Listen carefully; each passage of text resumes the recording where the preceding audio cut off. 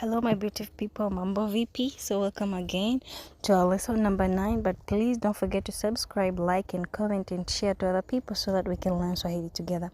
So today we'll continue with naming, how we can see the various names or how to call your dad and mom in Swahili and other relatives.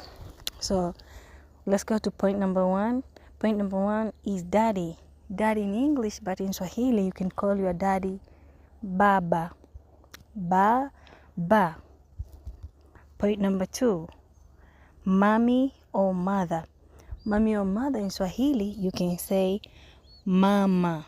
Mama. Number 3, brother in Swahili is kaka. Kaka. Number 4, sister in Swahili means dada. Number 5, grandfather. Grandfather in Swahili is babu. Number 6, grandmother. This means bibi. Let's go to point number 7. Point number 7 is auntie. Auntie in Swahili is shangazi. Number 8, uncle.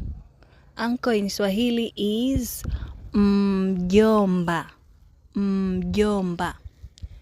Number 9, cousin. Cousin in Swahili means binamu. So this is